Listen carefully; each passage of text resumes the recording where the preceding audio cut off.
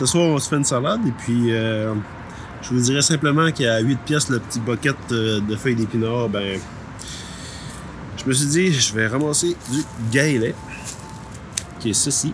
En fait, il y en a une drette dans la caméra, mais c'est une espèce de fleur, de feuilles comme ça. Et puis, ça fait 2 semaines que j'y ramasse pour souper. C'est juste que sur la plante au complet, ça c'est quand même jeune, vous pourriez en avoir comme de 12-16 pouces de haut. Je dirais que c'est les 3 premières parties qui sont bonnes, comme ça. Le reste, c'est que ça commence à devenir amer ou... Mais ceux-là sont encore jaunes. Là. Mais personnellement, je ramasse juste les tops, comme ça. Donc, aujourd'hui, c'est juste pour vous dire que votre gazon, votre terrain, nous autres, on passe pas à la tondeuse souvent, là. Ça aide. Mais c'est juste pour vous dire, dans le fond, que votre terrain, votre gazon, il y a des pissenlits, il y a plein de trucs là-dedans, surtout au printemps, début de l'été, où est-ce que c'est beaucoup moins amer que plus tard pendant la saison. Donc, c'est une façon de... Ça peut économiser, mais tu sais, à la place d'acheter de la roquette ou des feuilles d'épinards, c'est toujours le fun parce que c'est super tendre et tout ça. Mais tu sais, ça pousse en serre, puis tu sais, c'est pas aussi boosté en nutriments. Moi, personnellement, je trouve ça super beau dans une salade. Si vous regardez, là j'ai un peu de feuilles de pissenlit, là, mais c'est que ça apporte beaucoup de volume, tu sais.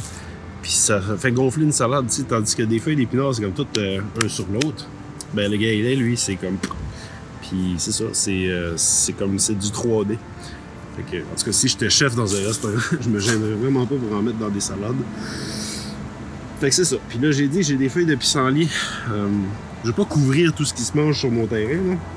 Mais tu sais, une feuille de pissenlit comme ça, là, c'est super bon.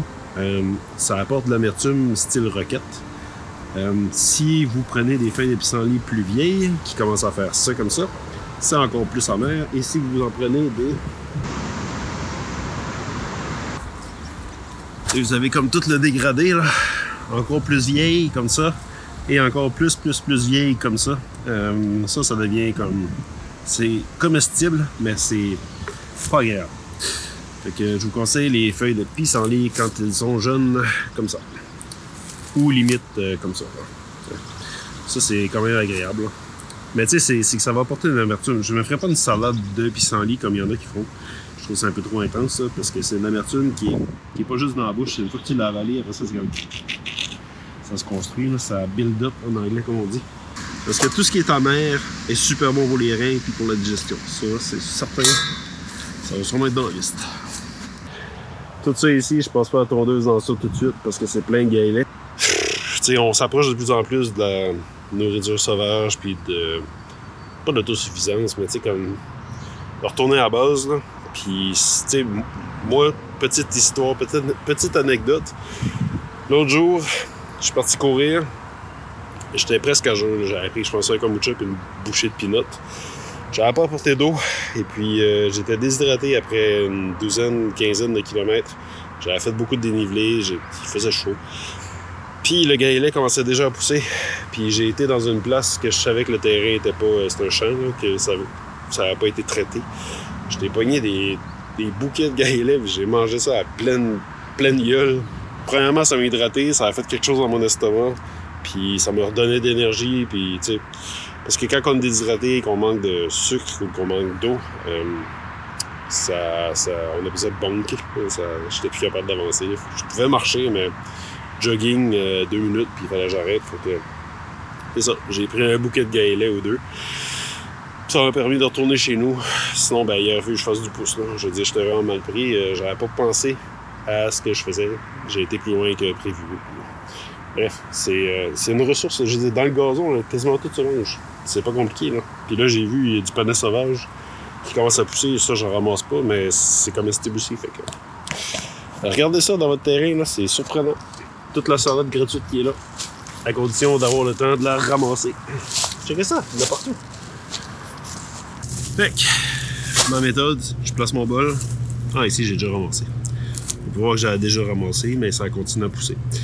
Fait que je ramasse sur le côté, comme ça. Coup de ciseaux. Pitch dans le bol. Ça a des minéraux, ça a plein de choses qu'une laitue iceberg poussé en serre, boosté aux engrais, n'aura pas. Fait que c'est correct d'en manger, mais vous ne gagneriez à avoir une poignée de gaillet ou de feuilles de pissenlit dans votre salade. C'est mon opinion. Fait que c'est ça. Sur ce, moi j'en ramasse, puis je vais mettre les propriétés de tout ce qui se ramasse là-dedans pendant ce temps-là. Et puis, bon appétit. Puis, désolé, ça n'a pas rapport avec le kombucha. On n'en utilise pas pour le kombucha parce que ça apporte un goût vert en tant que tel. Là. C'est poivré, épicé un petit peu. Mais c'est rien d'intéressant pour le kombucha. Peut-être avec du citron, là, mais c'est vague. Là. Je veux juste en parler parce que j'en ramassais et je trouvais ça intéressant. Puis bon, pourquoi pas.